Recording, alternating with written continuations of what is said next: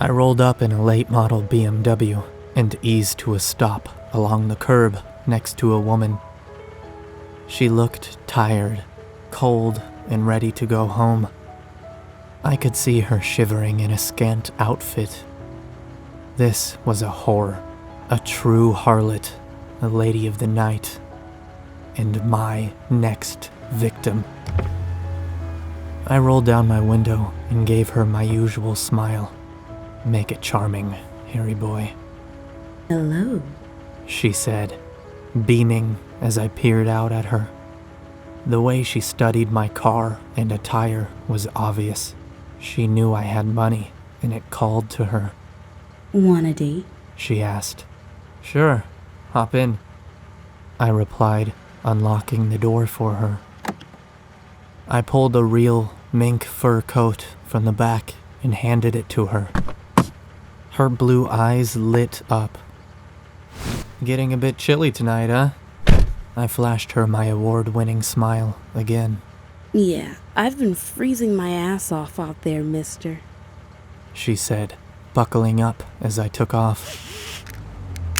The car was warm and had that new car leather smell that I loved. "Mister, let's dispense with the formalities. Please call me Daddy." I glanced at her, then broke out into a chuckle. "I'm kidding. Call me Harry." She smiled and shook her head. Her blonde locks were cut short, right at her neck. "Okay, Harry it is," the woman said.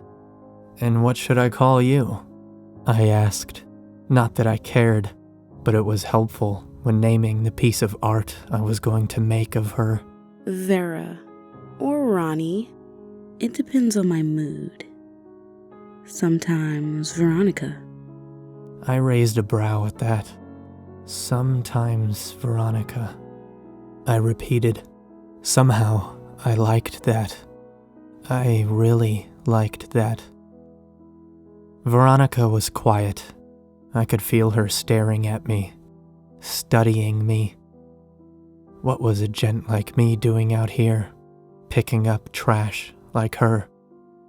I gave a small smile and hit the locks on the door. I saw Veronica shuffle uneasily, her painted fingers in her lap. "So, what'll it be, Harry?" she asked softly. "A BJ is 50, half and half is 100. Anything else is negotiable, really." I was used to the spiel. "We can use your very nice car." No. "Okay. Or a room. If you have one, that's fine. If you don't, I know a place, but it's an extra 30. I wanted to drain her of all her blood and sculpt her into history. "Well, sometimes, Veronica," I said, pulling a large bankroll from my pocket. "I'm lonely. Despite having all this, I don't find much pleasure socially. I really just want some companionship. Someone to show my art to. Someone that can truly appreciate it." I peeled off 5 $100 bills and pressed them into her hand. Her palms were soft and warm. "Are you sure that's what you really want?"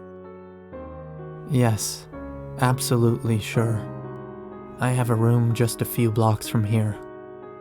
If you're not interested, though, I'd just club you over the head and take you anyhow."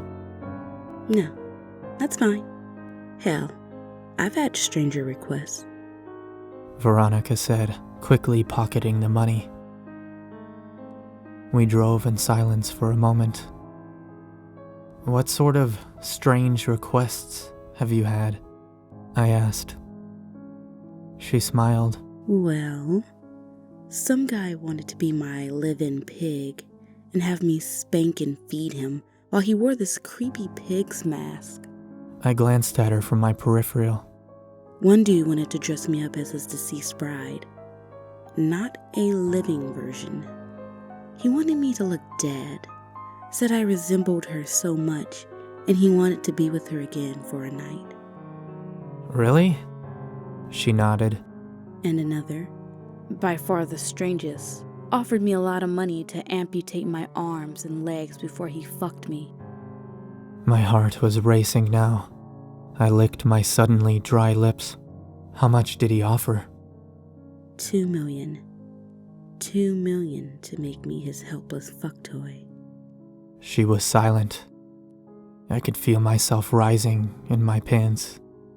You declined him? She was silent. What did you tell him? Silence. I glanced over when I saw movement and watched her remove her arm right from the elbow. She revealed revolting stumps, stitched up and still raw and red, like some sort of grotesque doll. She smiled and began to laugh hysterically as she whipped the false arm right across my face. I brought my right arm up and nearly crashed my fucking car. Veronica was laughing, something high and maniacal as she slapped me. Do you want to fucking die? I screamed, snatching the prosthetic away. Her laughter died and her face glowed with it. Who the hell was she? Put your fucking arm back on, I said, shoving it at her. Don't ever take it off again. Why? She asked, slipping a hand over into my lap. She rubbed across my groin. I know your type. You like my stories, right? You wanted to talk, didn't you? I was going 80 miles an hour now. I took the back streets and flew down the cold, empty roads until we came to a big brick building. I pulled into an alleyway and stopped in front of an industrial garage door. I opened it once I thumbed the button on a tiny remote hooked up to the blinder above me. I entered and shut the door. My car rumbled in the garage and my fist tightened around the shifter. I decided to put it in park and turn the engine off. Veronica. She was an abomination. Disgusting. She wasn't fit to be a Venus or a Mona Lisa. I was suddenly boiling inside. Her laughter echoed in my head and scratched at my skull. I thought you had a room. Veronica asked, peering around the huge space. I do. There's a loft upstairs. I sat in silent rage. Veronica placed a hand on mine. You're mad, she said. Her arm was back on. She smiled. It's cute and childish. You aren't a fucking whore. You're a monster. Excuse me? I shoved her away. You're an abomination. This isn't art. This is the best type of art, she said, opening the passenger door. I took a breath and got out. Why should I kill her? What was it worth now? Veronica walked around the car, and I got a good look at her. Her legs seemed so real. Her blue eyes caught me staring. I still have them if you're wondering. Her nipples were pressing against the pleather crimson tube she wore. Her eyes were so bright, her lips plush, and her breast full and supple. Her boots clacked against the floor as she walked to me and hooked her arm in mine. Her fake fucking arms. I stared at her. Take me up and show me your work, Harry. I pursed my lips, then motioned for her to follow me. We walked to a corrugated steel staircase and went to the upper floor.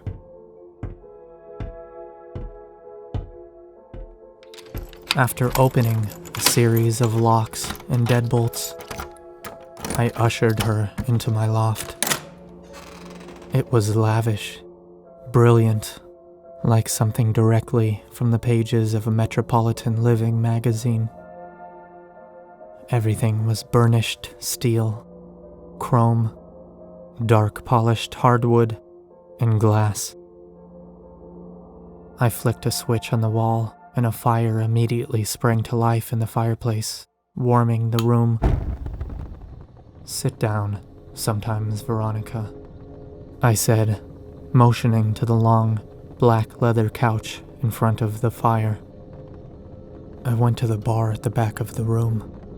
It sat in front of the kitchen, a bit off to the side.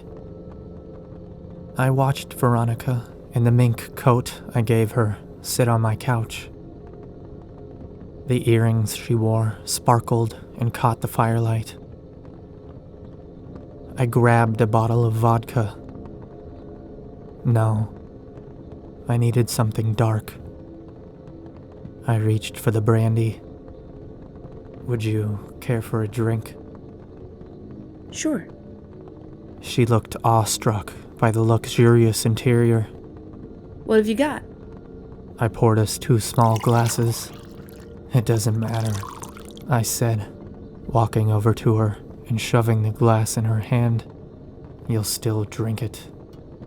She gave me a look. Her lips were painted pink. She eyed the drink and smelled it. Brandy? Fancy. I took the fur coat and hung it on a rack near the entryway, then sat back down next to her. You poison it? No, but the thought crossed my mind. Veronica gave me a smile. Something dark and humorous sparkled in her blue eyes. It made my heart race. I watched as she sipped greedily at her brandy. She gazed around the loft. There were many crafted sculptures, all of them obscure in design. This is your art?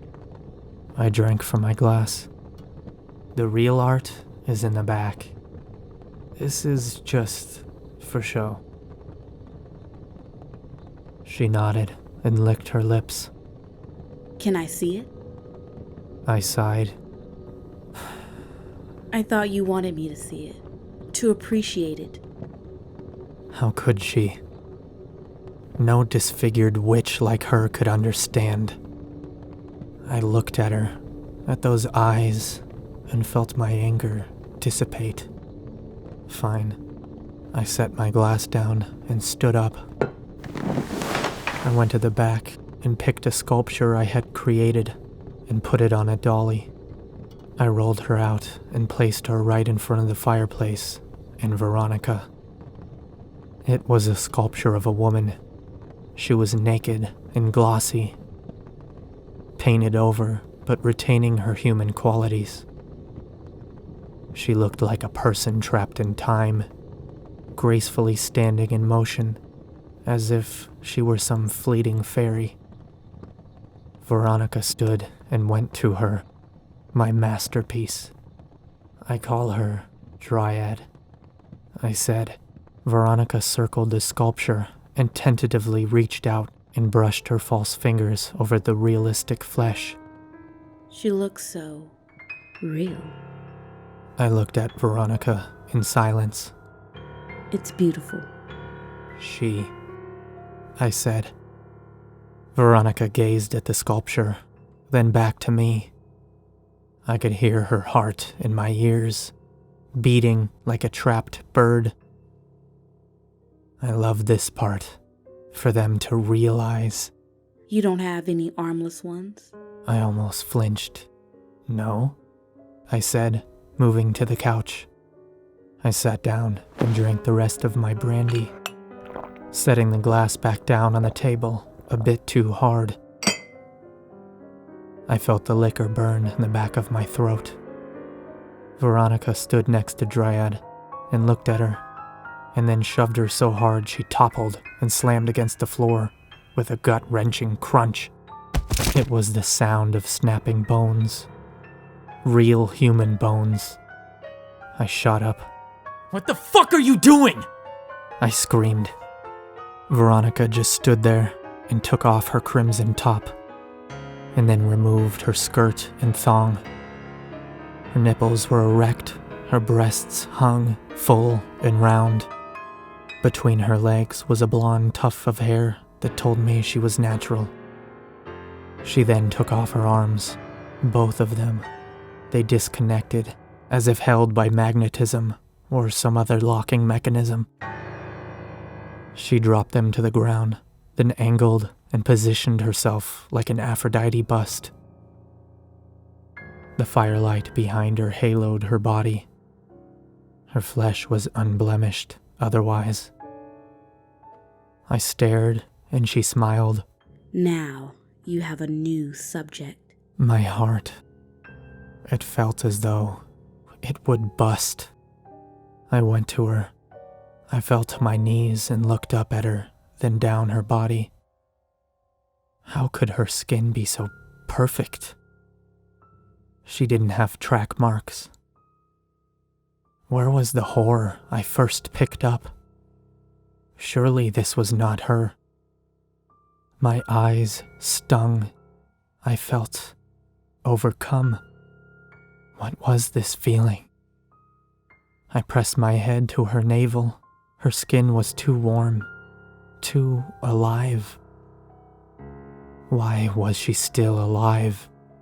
Don't you want to paint me? I know what you've done. The woman, that sculpture, is real, right? I nodded. You think she's beautiful? I nodded again, and she caressed my face with her stubs. They smelled sterilized, like a hospital with faint traces of blood. You don't know beauty. I didn't know what to say. I traced the tips of my fingers over the hair between her legs. She shivered and stroked the top of my head. You've never seen a true goddess. Until now. I looked up at her. Her eyes were so blue. I want you to sculpt again. I want you to make real art. Something wonderful. Something made after me. What? I want you to go out, find a woman who isn't a prostitute, and turn her into a true goddess, Harry. Cut her fucking arms off and make her into something the city will never forget. You want people to find her? Of course. Leave her where she can be seen, in homage to me.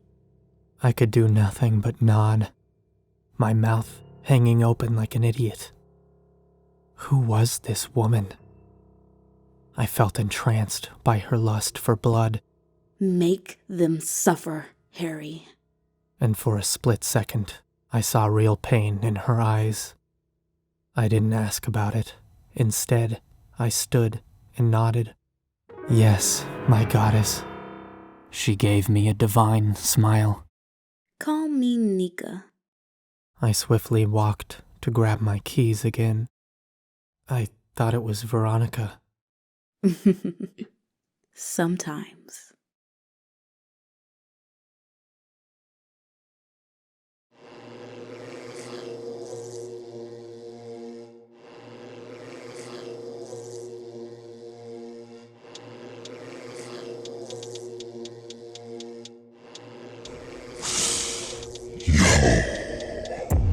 What's good? What do you think about that shit, man? You like that? Yeah, it was pretty good, huh? It's pretty good. It's damn good. It was great. Check it out. Go support the author and the voice actress who played and wrote Veronica, who's also Vera, sometimes Ronnie, and also Nika, you know? Nika, please. Dude, you know what I didn't get until like months later? Is those are all names from Veronica. It's all the same. Oh man, what a fuck knuckle I am. Anyhow, go check her out. Subscribe to both of us. Check her out, you won't be disappointed. If you already subscribed to me, do it again. Alright, love ya.